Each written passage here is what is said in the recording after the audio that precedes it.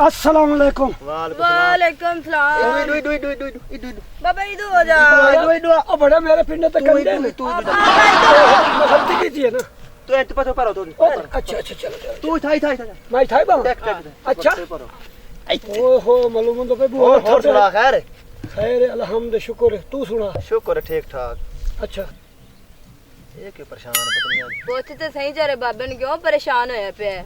इतना ज्यादा परेशान क्यों है बाबा? खैर है क्या मसला दस। यार मसला है ये आजकल हालात बड़े तंग हैं। अच्छा शरीफ बंदे का जीवन बड़ा औखा है। अच्छा जी जी है ना बिल्कुल। ते बस अगर तू समझ मान को बाल तक कोई नहीं हालात बड़े खराब हैं जी है ना। हाँ जी हाँ जी बाबा लगदा तू बहुत परेशान है।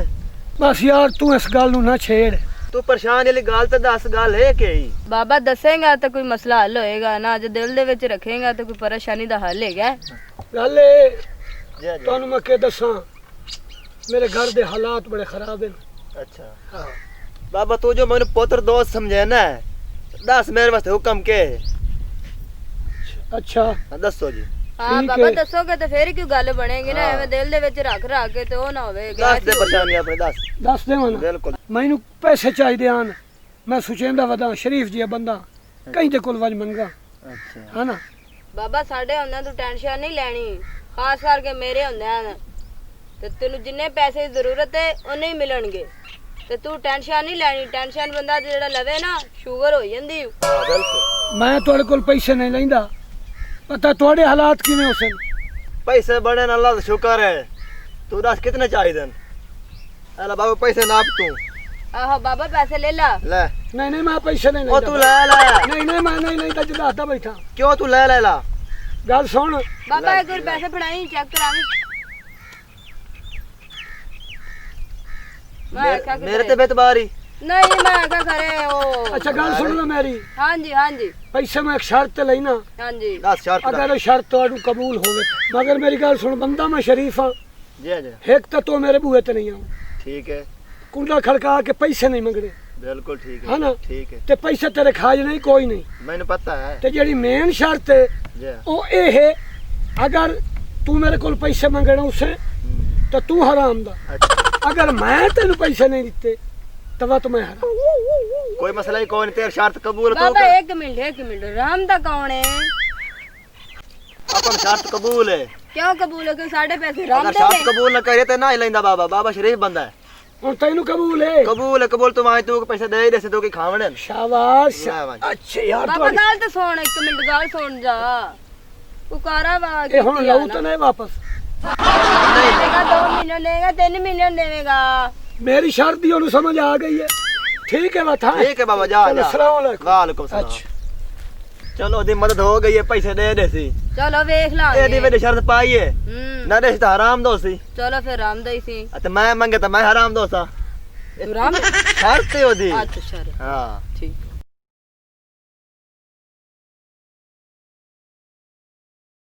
अच्छा गाल सुन हालात सारे घर दे खराब हो गए ने ते जाके जेड़ो बाबे नु पैसे दिते ही ना वो वापस ले आउण ते जरूरत है। ठीक है मैं ले आना। आहो परेशान ना हो मैं ले आना वापस। आहो परेशान बड़ी है मैं इस टाइम तो जब पैसे लेके मैं हुने आया लाते हुने आया। सुना तू क्या करंदा? खाजियां लइयां ना अच्छा मंजियां पईयां त्रोटियां ठीक है।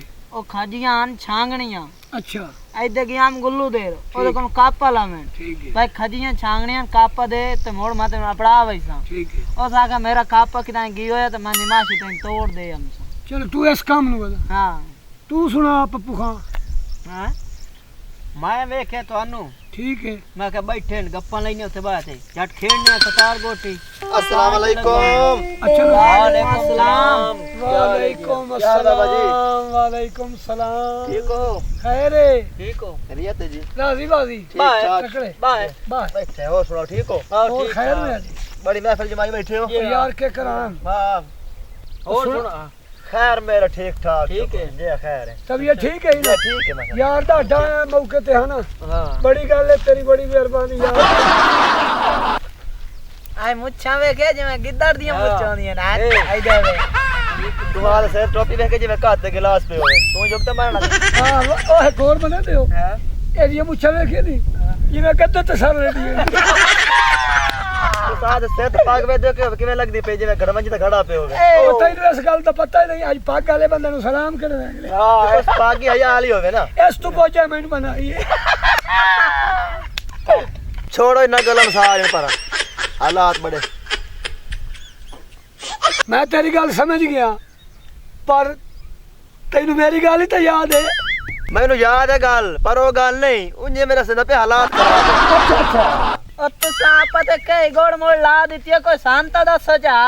हां दसो नहीं काई गल ही कहानी सारी आपस में काई गल ही कहानी यार दसो तो सही। यार सारी आपस ਉਹ ਤੁਹਾਡੀ ਆਪਤ ਜੇ ਤਾਂ ਮੋੜਾ ਸੰਦਾ ਸੁਣ ਲਈਆ। ओ खलो ना ਤੁਹਾਨੂੰ ਬੇਲਮ ਦਾ नहीं बेलता नहीं ਸਾਡੀ ਆਪਸ ਦੀ ਗੱਲ ਹੈ हां काई गल ही कहानी है ਤੈਨੂੰ ਯਾਦ ਹੈ ਨਾ ਮੇਰੀ मुझे बड़ा याद है ਮੋੜ हुआ गाल ओके ये हुआ गाल कोई संता दसो। सारी आपस ਤੂੰ ਦੱਸ ਯਾਰ ਤੂੰ ਦੱਸ। ਉਹ ਬਾਂਦਰੀ ਦੇ ਮੂੰਹ ਵਾਲੇ ਦੱਸਣਾ ਕੀ ਗੱਲ ਏ। ਅੱਛਾ ਯਾਰ ਗੱਲ ਇਹ ਹੈ हां ਤੁਸੀਂ ਗੱਪਾ ਲਾਇਓ हां ਤੇ ਮੈਨੂੰ ਤੋਂ ਨਹੀਂ ਪਈ ਦੇਰ अच्छा ਮੈਂ ਕਿਹਾ ਪਤਾ ਢੋਰਾਂ ਨੂੰ ਪੱਠੇ ਹੀ ਕੋਈ ਘਰ ਗੱਤਨ ਕਿ ਨਹੀਂ हां ਚਲੋ ਪਤਾ ਕਰ। ओ बड़े ਉਹ ਭਾਇਓ ਟੰਗਾ ਲਿਆ ਬਾ ਤਲੇ।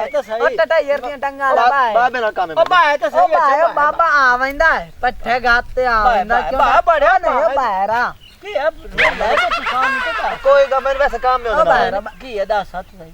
ਉਹਦੇ ਨਾਲ ਖਾਸ ਕੰਮ ਹੈ ਯਾਰ ਉਹ ਯਾਰ ਦੱਸ ਤਾਂ ਸਹੀ ਕੋਈ। ਓ ਯਾਰ ਕੋਈ ਦੱਸਣ ਦੇ ਨਹੀਂ ਹੁੰਦੇ ਬਾਏ ਬਾਏ ਬੜਿਆ ਮੈਂ ਬੈਠਾ ਬੈਠਾ ਉਹ ਬਾਏ ਬੈਠਾ ਬੈਠਾ ਬੈਠਾ ਬੈਠਾ ਉਹ ਮਾਲ ਗਏ ਯਾਰ ਬਸ। ਉਹ ਮੇਰੀ ਗੱਲ ਯਾਦ ਹੈ ਨਾ ਹਾਂ ਬਾਬਾ ਯਾਦ ਹੈ ਮੈਂ ਤੈਨੂੰ ਨਹੀਂ ਆਖਿਆ ਹਾਂ ਯਾਦ ਹੈ ਯਾਦ ਹੁਣ ਬਾਤ ਮੈਨੂੰ ਬੁਲਾਈਂਦਾ ਪਿਆ ਨਾ ਹੁਣ ਮੇਰੀ ਗੱਲ ਯਾਦ ਹੈ ਨਾ ਹਾਂ ਠੀਕ ਹੈ ਹਾਂ ਬਾਬਾ ਮੈਨੂੰ ਯਾਦ ਹੈ ਤੈਨੂੰ ਵੀ ਯਾਰ ਕਿ ਮੈਨੂੰ ਯਾਦ ਹੈ ਪੈਸੇ ਮੰਗਾ ਤਾਂ ਹਰਾਮ ਦਾ ਘਰ ਮਜਾ ਸਮਾਨ ਲੜਦੀ ਹੈ